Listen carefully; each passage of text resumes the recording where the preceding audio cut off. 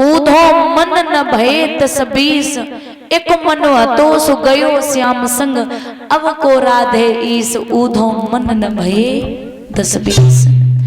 एक ही मन होता है, उसे आप चाहे भगवान के चरणों में लगा लो या संसार की माया जो है इसमें लगा लो। तो मेरे पास एक ही मन था, उसे श्याम सुंदर लेके चले गए। दूसरा मन नहीं है जो हम ज्ञान की भाषा सीख सके। अभी आप लोगों ने श्रवण किया, महाराज भगवान की और जरासंध की लड़ाई हुई। 17 बार जरासंध ने मथुरा नगरिया पर हमला बोला। 18वीं बार काले बन को लेके पहुंचा तो भगवान ने काले बन को देख के वहां से भागना शुरू कर दिया। जब भागे हैं तो उसी दिन गोविंद का नाम पड़ गया रणछोड़। बोलिए रणछोड़ भगवान की। एक प्रवर्षण नाम की गुफा में भगवान घुस गए। वहां पर मुचकुंद के बड़े बेटे, वो मानधाता के बड़े बेटे मुचकुंद जी सो रहे थे। तो उन्हें वरदान लगा था कि जो उन्हें कच्ची नींद जगा देगा, उनके सामने जो पहले खड़ा होगा उसकी जलकर के मृत्यु हो जाएगी। क्योंकि इन्होंने देवताओं और राक्षसों में जब युद्ध हुआ था तो ये वर्षों तक जगे थे। तो महाराज भगवान ने अपना पीतांबर मुचकुंद जी के ऊपर डाल दिया और अंदर घुस गए। काले बनाया, बोला अरे छलिया, अरे तू बड़ा चालाक है, इतनी जल्दी सो गया। एक जमा करके लात मारी तो मुचकुंद जी के नेत्र खुले। काले बन सामने खड़ा था, जल करके भस्म हो गया। भगवान वहां थे तो उसने गुफा के चारों तरफ आग लगवा दी।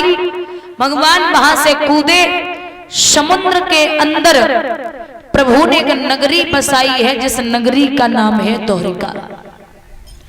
भागवत रहस्य में प्रमाण मिलता है कि द्वारिका की लंबाई थी 450 कोस और चौड़ाई थी 250 कोस। इतनी लंबी चौड़ी थी द्वारिका नगरी।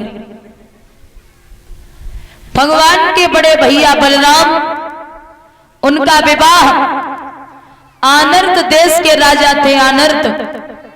उनके लड़के का नाम था रेवत और उनकी लड़की का नाम था रेवती, जो राजा आनर्त की नातन थी रेवती। महाराज बलराम जी का विवाह हुआ।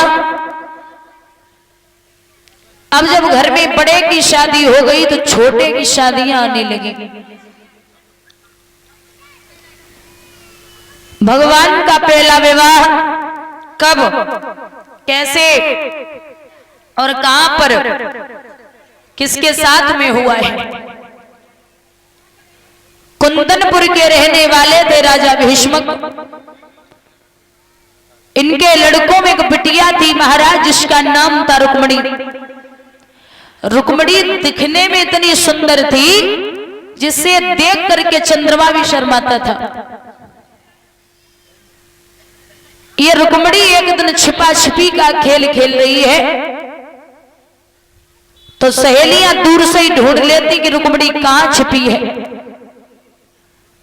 तो जवाब दियो बेना, खेल में आनंद ना आवे, तू देखवे में इतनी सुंदर है कि ढूंढवे की जरूरत ही ना पड़े। तो रुक्मणी ने मुस्कुराए कि बात गई गोरी दीदी, अरे ये तो